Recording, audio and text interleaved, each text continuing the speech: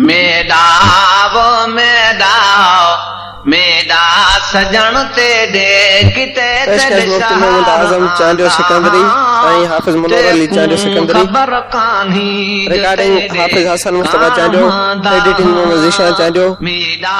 हाजी गुलमोहन जो अधिक नात ॿुधण जे लाइ पुराणी सिंधी नात ॿुधण जे लाइ असां चैनल खे सब्सक्राइब कंदा महिरबानी तेकू खबर कान्ही जो तेरे कान मांदा तेकू खबर कान्ही जो तेरे कान मांदा तेरे शहर दे मानू मिठा में पूरो दिन के दे ओ ॾाढे दुख दे तेरे शहर दे मानू मिठा में पूरो दिन के दे ओ ॾाढे दुख ॾींदे तई साहदी ख़ातिर पिया मैं मेहण सहंदा तेकू खबर कान्ही जो तेरे कान मांदा मेरा वो मेरा सजन तेरे किते तेरे शहर आंदा तेकू खबर कान्ही जो तेरे कान मांदा तेकू खबर कान्ही जो तेरे कान मांदा मैं हाँ मिठा मिसकीन केड़ा झूठ पिया बोला जे सिर खपे घोला मैं हाँ मिठा मिसकीन केड़ा झूठ पिया बोला जे सिर खपे घोला तेकू त मैं अपने अखियां दा नूर भांदा तेकू खबर कान्ही जो तेरे कान मांदा मेरा वो मेरा सजन तेरे किते तेरे शहर आंदा तेकू खबर कान्ही जो तेरे कान मांदा तेकू खबर कान्ही जो तेरे कान मांदा आसी कदा मेरे अंगण रहमदी नजर जाकर तेरा हमें नौकर आसी कदा मेरे अंगण रहमदी नजर जाकर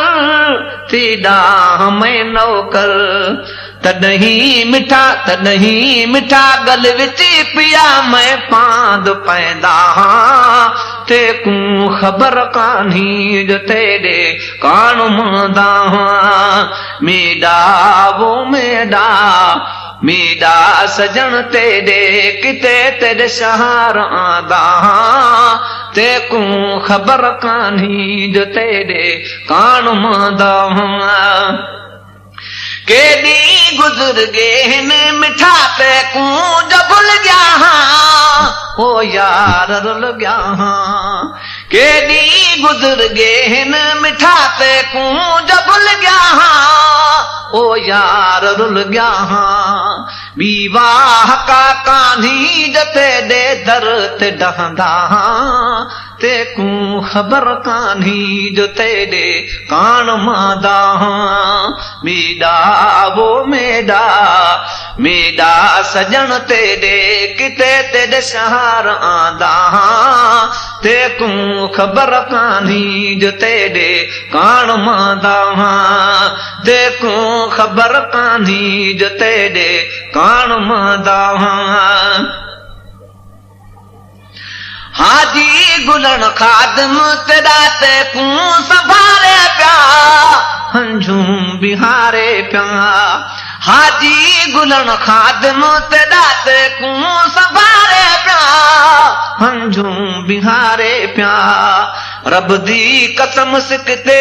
विच ना वार वांदा तेकू खबर कान्ही जो तेरे कान मांदा रब दी कसम सिकते विच ना वार वांदा तेकू खबर कान्ही जो तेरे कान मांदा मेरा वो मेरा सजन तेरे किते तेरे शहर आंदा तेकू खबर कान्ही जो तेरे कान मांदा तेकूं ख़बर कान्ही जो तेॾे कान मांदा